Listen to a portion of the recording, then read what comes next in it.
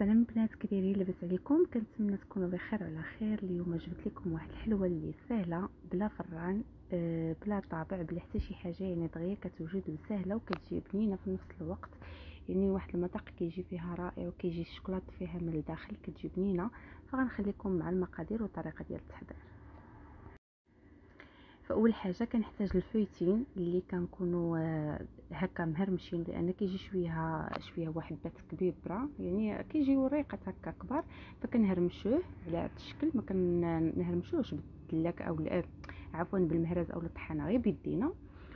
كنحتاج منه نص زلافه كتهز لي 250 غرام، وعندي 250 غرام اولا زلافه ديال البسكوي، اي نوع كتفضلوا كتستعملوه، كنكون مطحون كنطحنوه في الهاشوار. وكنحتاج كذلك واحد 200 غرام ديال الكاوكاو اللي كنكونوا حمرنا في المقله او اللي حمرنا في الفران، وكنحيدوا له القشره ديالو وكنطحنوه على هذا الشكل حتى كيرجع لنا عجينه. كنحتاج كذلك الكراميل اللي انا خادمه هي في الدار، يعني خادمه في الدار. نتوما الا كان عندكم كتاخذوا، زعما ما كانش عندكم الوقت كتاخذوه من السوبر مارشي، كان عندكم الوقت فكتستعملوه كتخدموه في الدار، كيجي بحال. هنا انا عندي الكراميل، هنا كان عندي بيت داكشي باش جات ديك البيوضيه من الفوق، فحركته باش تشوفوا كيفاش جا كيجي.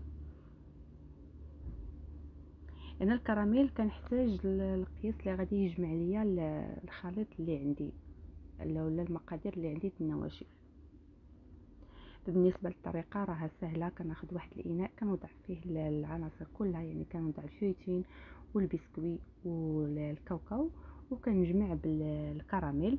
ممكن تعوضوا الكراميل بالشوكولاط ديال الدهن او لا تخلطوا بين زبده وعسل او لا، المهم نتوما كتختاروا. انا هنا فضلت انني نجمعو بالكراميل، كيجي المذاق ديالو زوين.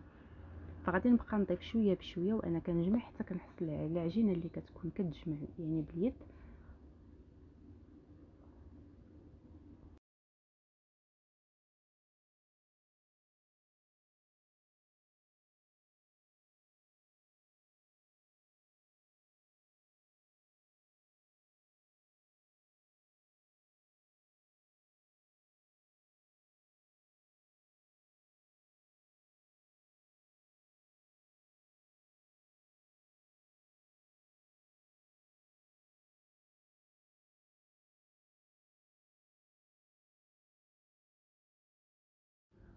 صافي، هنا من بعد ما تجمعت لي كما كتشوفوا اليد اللي كنخدموا بها ماشي هي اللي كنجربوا بها الحلوه واش يعني وصلنا لذاك القوام اللي بغينا او لا.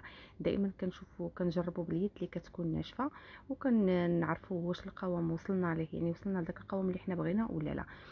بالنسبه هنا للشوكولاته ديال الدهن، كنختاروا اي شوكولاته ديال الدهن كيكون عندكم متوفر. كتاخذوا منه تقريبا واحد المعلقه صغيره، كتوضعوه في بلاستيكه وكديروه في المجمد. ما كتجبدوه من المجمد يعني حتى كتبغيو تكوروا، يعني حتى كتبغيو تخدموا به، لان كنجبدوه دغيا كيذوب. فكناخذ واحد الكميه من الخليط وكندير في الوسط ديالها، كنسرحها واحد شويه وكندير في الوسط ديال هذاك الشوكولاته ديال الدهن، وكنكور على هذا الشكل وكنحطهم في الطبسيل، يعني كنحطهم في الطبسيل على ما نسالي الكميه اللي عندي كامله. بالنسبه لداك الشوكولاطه الا داب لكم، عاودوا رجعوه للمجمد، خلوه يشد راسو، عاودوا رجعوه يعني خرجوه خدموا به.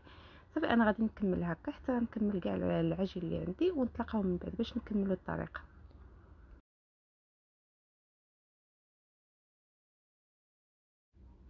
من بعد ما كملت الكميه كامله اللي عندي، كناخذ الشوكولاته ديال الشوكولاط يعني الاسود. كتاخذوا نوع اللي يعجبكم، النوع اللي يكون من الاحسن يكون جيد، كتذوبوه في حمام ريم. وكناخذ هنا واحد شويه ديال الكاوكاو اولا اللوز، كنحمروه شويه وكنهرمشوه وكنزيدوا على داك الشوكولاط. هذا كيبقى اختياري، اللي بغاه اللي ما بغاهش كيستغنى عليه. كنضيفوا على داك الشوكولاط وكنخلطهم، وغادي نبقى ناخذ الحلوه ديالي ندوزها في الشوكولاط الابيض، عفوا في الشوكولاط الاسود، ونوضعها فوق من الورق ديال الطبخ. يكون حداكم باش كي توضعوا في الشوكولاط توضعوا في داك الورق ديال الطبخ. ومنين كنوضعوا الحلوه ديالنا في فوق من الورق، كنكحزوها هكا مره بالفرشاط باش ديك الشوكولاته داك الزائد اللي كيطيح لنا ما كيبقاش لاصق في الجناب ديال الحلوه. هنا كنحاولوا اننا ننفضوا، يعني نحيدوا داك الزائد ديال الشكلاط، كنقصوه شويه.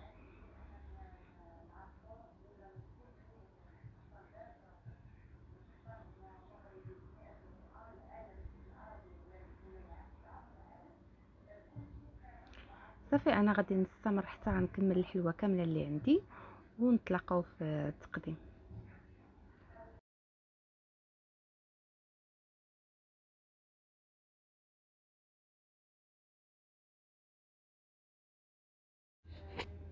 وهنا هذا هو الشكل النهائي. كنخليو الحلوه ديالنا حتى كتشد راسها وكنقدموها في الطبسيل ديال التقديم.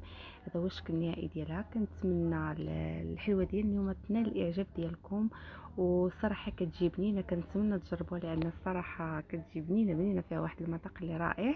داك الشكلاط اللي فيها لداخل كيعطيها واحد البنه اكثر. فانا غادي نقسم معكم وحيده باش تشوفوا كيفاش كتجي من الداخل. الحلوه كتجي معلكه، وداك الصوص ديال الكراميل كيجيها، يعني داك باش جمعنا كيجي بنين، كيعطي واحد اللذه اكثر. هنا كما كتشوفوا الوسط ديال الحلوه كتجي من الداخل، كتعطي واحد البنه. يعني من واخا نجلس نشكر لكم فيها، خاصكم تجربوها الصراحه. فوصلت معكم للنهايه ديال الفيديو. كنتمنى الحلقه ديال اليوم تنال الاعجاب ديالكم، والى فيديو اخر ان شاء الله.